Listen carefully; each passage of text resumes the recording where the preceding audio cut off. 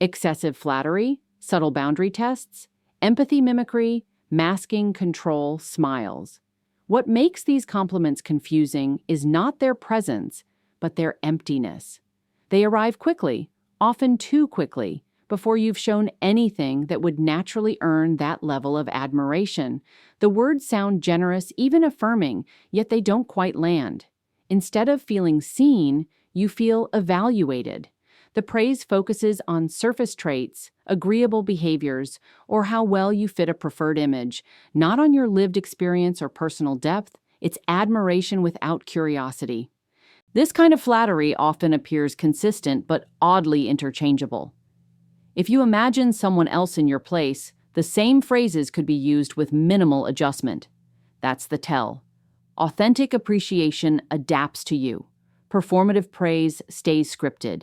It exists to create rapport quickly, to disarm skepticism, and to establish a subtle emotional advantage. Once you're softened by validation, it becomes easier to guide the conversation, influence decisions, or set unspoken expectations. Over time, you may notice that the compliments increase when you comply and fade when you assert yourself. That shift reveals their function. They weren't offered freely, they were contingent. True affirmation remains steady even when you disagree or say no. When praise is used as a tool rather than a response, it trains you to seek approval instead of standing in self-trust. Recognizing this difference restores your clarity and protects your emotional boundaries. At first, the agreement feels comforting. Someone finally seems to understand you completely. They echo your opinions, validate your frustrations, and align themselves with your values almost instantly. Conversation flows smoothly because there's no friction, but beneath that harmony, something subtle is happening. The agreement isn't rooted in shared conviction, it's strategic attunement. They are studying what you value, how you speak, and where you hesitate. Once that alignment is established, the redirection begins. It's gentle, nearly invisible. A suggestion here, a reframing there. They still sound like they're on your side, still use your language, still affirm your perspective, but the conclusion shifts. You may find yourself agreeing to ideas you didn't originally hold just because they were presented as extensions of your own thinking. This creates the illusion of mutual decision-making while slowly relocating control. What makes this especially disorienting is how polite and reasonable it appears. There's no pressure, no overt dominance. If you resist, they retreat briefly, reaffirm agreement, then try again later from a new angle. Genuine alignment allows room for difference. Strategic agreement avoids it. When someone consistently mirrors you but steers outcomes their way, the conversation isn't a dialogue. It's a guided path designed to feel like your choice. This kind of kindness feels warm on the surface but uneasy underneath. Favors are offered quickly, often without being asked, and framed as generosity or care. At first, it seems thoughtful, even rare. Yet, over time, the help doesn't feel clean. There's an invisible ledger being kept. You sense it in the pauses, the reminders disguised as jokes, the subtle shift in tone when you hesitate to reciprocate. The expectation is never stated directly, which is what makes it powerful. Because nothing was agreed upon, you're left managing a quiet sense of obligation. Saying no feels ungrateful. Setting boundaries feels like a betrayal. The kindness becomes a hook, not a gift. It creates emotional debt rather than connection. Instead of empowering you, it pressures you to remain agreeable. What reveals the pattern is what happens when you don't pay back on time or at all. The warmth cools, the generosity stops. Sometimes it's replaced with disappointment, passive remarks, or a sudden distance that feels punitive. Real kindness respects autonomy. It doesn't demand loyalty, access, or compliance as payment. When generosity carries strings, it's not about care. It's about control wrapped in courtesy, using politeness to make obligation feel like love. They appear attentive, present, even deeply engaged. They maintain eye contact, nod at the right moments, and reflect your words back with impressive accuracy.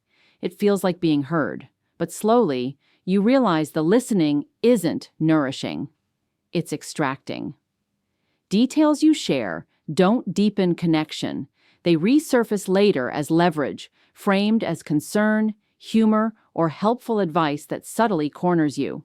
You may notice how personal disclosures are remembered with precision, while your emotional responses to theirs are treated more casually. The balance is off. They ask questions that guide you into revealing vulnerabilities, patterns, and insecurities, yet offer little of their own inner world in return. The exchange feels one-sided, but so skillfully conducted that it's hard to name. Over time, information you once shared in trust becomes context for pressure. A fear is referenced to discourage you. A past choice is recalled to question your judgment. Even compliments may be built from what you revealed, shaping you into a version that suits their comfort. Healthy listening creates safety and mutual understanding. Extractive listening creates a quiet imbalance of power. When attention is used to collect data rather than build trust, conversation becomes surveillance disguised as empathy, leaving you feeling known but not truly understood. At first, the charm feels effortless. Humor lands easily, warmth flows naturally, and social ease fills the space. They seem agreeable, flexible, and kind to everyone. It's magnetic because it asks nothing of you except appreciation. But the shift happens the moment you assert a boundary, disagree, or slow the pace. The lightness dims. The warmth tightens. What was once easy now feels conditional. The charm wasn't a personality. It was a strategy dependent on access. When you no longer play along, the energy changes. They may become distant, subtly irritated, or suddenly busy. Sometimes the niceness remains, but it loses sincerity and turns mechanical, as if politeness is being performed rather than felt. This contrast reveals the truth. Authentic warmth doesn't punish self-respect. What's unsettling is how small the trigger can be. A simple no, a delayed reply, a preference that doesn't align with theirs. These moments expose that the charm was never about connection, only compliance. Genuine kindness remains steady across disagreement. Strategic charm exists only while you're easy to manage, when boundaries make someone uncomfortable and their warmth disappears as a result. The conversation has already told you everything you need to know. Spotting a nice narcissist in conversation is less about the surface-level warmth and more about the patterns beneath it. The excessive compliments that feel scripted, the agreement that mirrors and redirects, the kindness wrapped in unspoken expectations, the listening that collects leverage, and the charm that fades when boundaries appear. All of these are subtle signals. They are not mistakes or coincidences. They are consistent behaviors designed to influence, control, or test your compliance. Awareness of these patterns restores clarity and allows you to engage without losing yourself. When you recognize them, you reclaim the space to choose freely, to respond rather than react, and to preserve your emotional integrity. True connection does not require manipulation, and your boundaries are not obstacles. They are guides that reveal authenticity. Stay alert, trust your instincts, and never mistake performative niceness for genuine care.